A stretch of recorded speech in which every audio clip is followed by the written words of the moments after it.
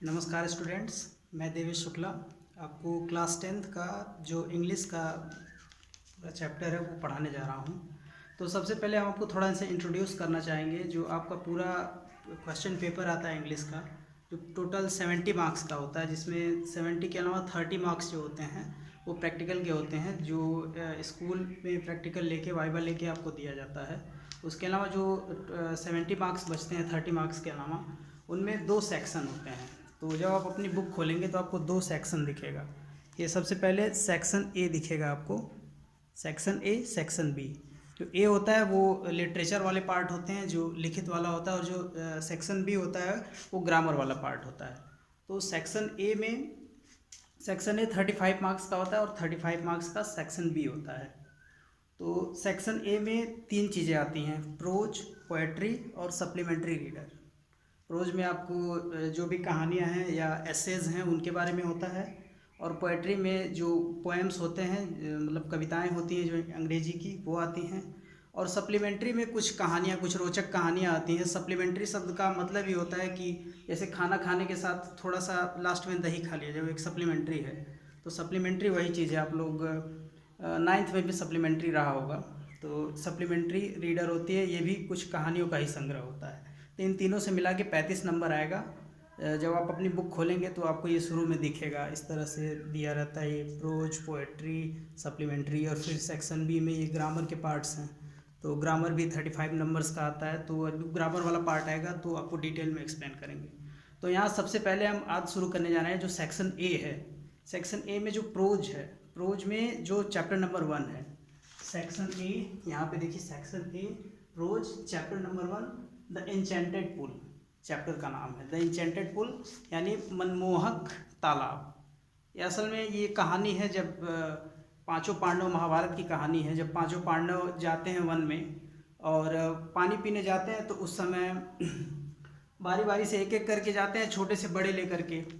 तो जब पानी पीने जाते हैं तो वहाँ पे यक्ष प्रकट होते हैं और कहते हैं मेरे प्रश्नों के उत्तर दो। तो लोग उत्तर नहीं देते हैं, तो बारी बारी करके यक्ष सबको मृत्यु दे देता है। तो लास्ट में सबसे बड़े जो रहते हैं युधिष्ठिर, उनके सबसे बड़े भाई, वो आते हैं, प्रश्नों का उत्तर देते हैं और फिर लास्ट में सबको जिंदा कर देते हैं। तो ये कहानी है। इस कहानी को श्री राजा जी गोपालचारी उनका नाम है, उन्होंने लिखा। ये देखिए, ये हमारी बुक द एन्चेंटेड पुल, श्री राज गोपालचारी इनका नाम है, इन्होंने लिखा था। ये बहुत ही महान व्यक्तित्व थे भारत के। अभी इनके बारे में सबसे पहले बताया जाएगा।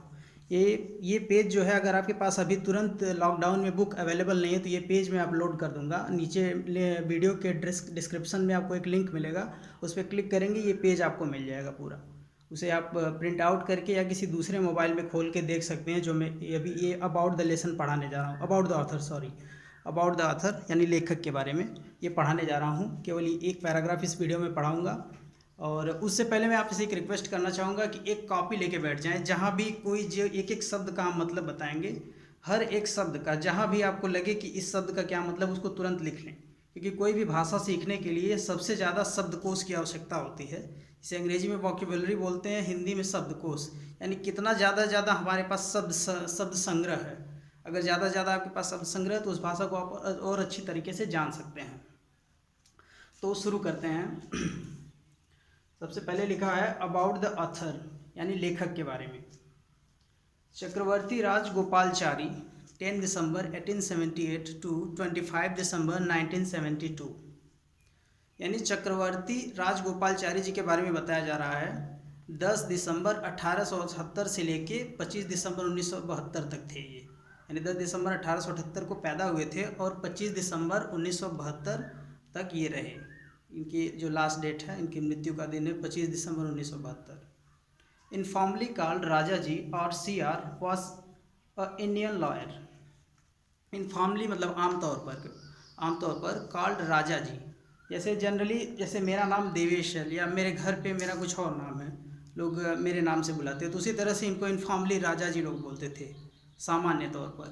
इनफॉर्मली कॉल्ड मतलब पुकारा जाता था या कहे जाते थे राजा जी। और मतलब अथवा लिखते जाइए, जहाँ भी आपको एक एक शब्द का मतलब बताएंगे। CR मतलब इनका शॉर्ट फॉर्म, चक्रवर्ती राज का शॉर्ट फॉर्म CR लिख दिया गया है। Was an Indian lawyer, was मतलब थे, as as as Indian lawyer मतलब एक भारतीय लॉयर, लॉयर मतलब लॉयर जो होते हैं जाते हैं कचहरी में, जिसे साधारण भाषा में वकील कहते हैं। तो लॉयर थे। फ्रीडम फाइटर स्वतंत्रता सेनानी, फ्रीडम फाइटर, फ्रीडम मतलब स्वतंत्रता, फाइटर मतलब जो लड़ते हैं उसके लिए, स्वतंत्रता सेनानी। पॉलिटिशियन, पॉलिटिशियन राजनीतिज्ञ। एंड राइटर और लेखक। ही वॉज फाउंडर ऑफ स्वतंत्र पार्टी, ही मतलब वह, वाज मतलब थे, द फाउंडर, फाउंडर में संस्थापक, ऑफ द स्वतंत्र पार्टी, एक इन्होंने राजनीतिक दल बनाया था स्वतंत्र पार्टी, उसके ये संस्थापक थे। He was the first man to receive India's highest civilian award, he मतलब वह, वाज मतलब थे, द फर्स्ट मैन जो वो पहले ऐसे व्यक्ति थे, to receive India's highest civilian award, भारत का जो सबसे बड़ा नागरिक सम्मान होता है, जो अवार्ड दिया जाता है, सम्मान दिया जाता है, उसे भारत रत्न बोलते हैं। तो चक्रवर्ती राजगोपालचारी या चक्रवर्ती राजगोपालचारी जो थे, ये भारत के पहले ऐसे व्यक्ति थे जिन्हें भारत रत्न दिया गया था, जिसे हाईएस्ट सिविलियन अवार्ड या सर्वोच्च नागरिक सम्मान जिसे कहते हैं। फिर आगे लिखा हुआ है, he was also nickname as mango of साबिर, ही मतलब वह, वाज मतलब थे, एज आल्सो मतलब भी, निक नेम, निक नेम मतलब उपनाम, जैसे किसी का जैसे मैं ज़्यादा फेमस हो जाऊं तो मेरा कोई एक निक नेम दे दे, कोई एक उपनाम दे दे, तो उसी तरह से किसी ने इनका उपनाम भी दिया था, मार्गो ऑफ साबिर। मार्गो ऑफ साबिर, इनको अब कोई विदेशी रहे होंगे इसलिए उन्होंने अंग्रेजी में इनको नाम दिया। He wrote an abridged retelling of Mahabharata in English, he मतलब वह, रोट राइट का सेकंड फॉर्म है, राइट मतलब लिखना, रोट मतलब लिखे, ही मतलब वह, रोट मतलब लिखे, an abridged, on abridged retelling, abridged मतलब संक्षिप्त होता है, लिख लीजिएगा, एब्रीज्ड संक्षिप्त, रिटेलिंग मतलब पुनर्कहना, महाभारत पहले से लिखा हुआ लेकिन अगर मैं फिर से उसे लिख दूँ तो उसे रिटेलिंग बोलेंगे, फिर से उस कहानी को कहना। आप महाभारता इन इंग्लिश, इन्होंने महाभारत को संक्षिप्त रूप में एक बार फिर से लिखा पूरा, तो महाभारत इन इंग्लिश, इंग्लिश में महाभारत को संक्षिप्त रूप में एक बार पुनः लिखा उन्होंने। ही वॉज डीपली रिलीजियस, ही मतलब वह, वाज मतलब थे, डीपली मतलब गहरे रूप से या बहुत अधिक, डीप मतलब गहरा होता है, डीपली रिलीजियस बहुत ज़्यादा धार्मिक थे, अत्यधिक धार्मिक व्यक्ति थे। एंड अ पायस पर्सन, पायस मतलब होता है पवित्र, एक बहुत ही पवित्र आत्मा कह सकते हैं या पवित्र व्यक्ति थे। And followers of Vedas and Upanishads, and मतलब और, फॉलोअर मतलब अनुयायी, ऑफ द वेदाज माने वेदों के, एंड उपनिषदाज और उपनिषदों के, वेद और उपनिषद आप जानते होंगे अच्छे से, ये हमारी सभ्यता के बहुत ही मूल किताबें हैं या मूल ज्ञान है जिसे कहते हैं, पहले ज्ञान था अब किताबें हैं ये, क्योंकि वेद वगैरह बहुत पहले केवल श्रुति में थे, मतलब बोले जाते थे, अब फिर उसने उन्हें लिख दिया गया, तो वही वेद और उपनिषद जो हैं ये भारतीय सभ्यता के बहुत प्राचीनतम ग्रंथ हैं।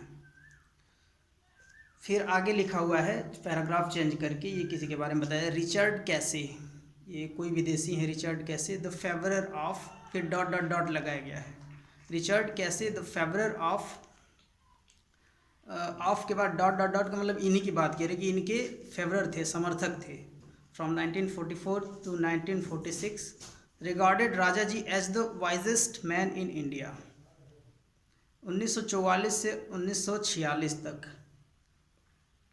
Regarded Raja ji, as regarded मतलब सम्मानित किया, राजा जी मतलब राजा जी को, as the wisest, wisest was in India, कि मतलब 1944 से लेके 1946 तक Raja ji wisest was in India, मतलब भारत में सबसे वाइजेस्ट मतलब बुद्धिमान व्यक्ति थे, ऐसा उन्होंने ऐसा कहा। फेवरर मतलब इस चीज़ के वो समर्थक थे, ठीक है। रिचर्ड कैसे द फेवरर ऑफ, फेवरर थे, समर्थक थे। फ्रॉम 1944 टू 1946 यानी 1944 से लेके 1946 की बात ये कर रहे हैं कि इस बीच का जो कालखंड था, समय था, ठीक है। Regarded Raja ji as the wisest was in India, कि मतलब 1944 से लेके 1946 तक का जो समय था, उस समय में जो ये राजा जी थे ये भारत में सबसे विवेकशील व्यक्ति थे, ये कहा इन्होंने, मतलब ये इस चीज़ के समर्थक थे, फेवरर थे। वाइजेस्ट मतलब बुद्धिमान, वाइज मतलब बुद्धिमान होता है, वाइजेस्ट मतलब सबसे ज़्यादा बुद्धिमान। फिर आगे लिखा हुआ है, आगे आप जब बढ़ रहे हैं, the best possible tribute to Raja ji was Mahatma Gandhi. The best सबसे अच्छा, पॉसिबल मतलब संभव, ट्रिब्यूट सम्मान, टू राजा जी को, वाज था, फ्रॉम महात्मा गांधी महात्मा गांधी जी द्वारा दिया गया, who referred him as the keeper of my conscience. The best possible यानी सबसे अच्छा, बेस्ट मतलब सबसे अच्छा, पॉसिबल मतलब जो सबसे अच्छा संभव सम्मान था राजा जी को जो दिया जाना चाहिए था वो गांधी जी द्वारा दिया गया, यही चीज़ लिखा गया, the best possible tribute to Raja ji, यानी सबसे अधिक संभव सम्मान राजा जी को क्या था, वाज फ्रॉम महात्मा गांधी जी द्वारा दिया गया। ठीक है, हु रेफर्ड जो उन्होंने रेफर किया, रेफर का मतलब होता है प्रदान करना, या वैसे रेफ़र शब्द का मतलब होता है कि किसी चीज़, जैसे हॉस्पिटल में रेफ़र शब्द का यूज होता है, रेफ़र का मतलब इस छोटे हॉस्पिटल से बड़े हॉस्पिटल में रेफ़र कर देना। तो यहाँ पे रेफ़र शब्द का मतलब है किसी चीज़ को अभिव्यक्त करना, रेफ़र करना, कि मैं इस चीज़ को ये रेफ़र कर रहा हूँ। जैसे मान लीजिए मैं इंग्लिश को कह दूँ कि ये एक बहुत ही पायस बुक है, कि मैं इसे रेफ़र कर रहा हूँ कि एक बहुत पायस बुक है या बहुत गुड बुक है, तो मैं रेफ़र कर रहा हूँ, तो उन्होंने उनको रेफ़र किया to him as keeper of my conscience. Keeper मतलब रक्षक, ऑफ मतलब का, माई मतलब मेरे, कॉन्शियंस मतलब चेतना, अंतर चेतना जिसे कहते हैं, मतलब अंतर चेतना के रक्षक, मेरे अंतर चेतना के रक्षक गांधी जी ने ऐसा इनको सम्मान दिया। तो ये अबाउट द ऑथर था। आगे हम अबाउट द लेसन जो अगला वीडियो अपलोड करेंगे उसके बारे में आपको बताएंगे। बाकी ये फर्स्ट वीडियो था, आपको कैसा लगा आप नीचे कमेंट बॉक्स में बताइएगा, और वीडियो अच्छा लगे तो लाइक करिए और अपने फ्रेंड्स के साथ शेयर करिए ताकि उनको भी जो हाई स्कूल में हैं उनको हेल्प मिले। Thank you.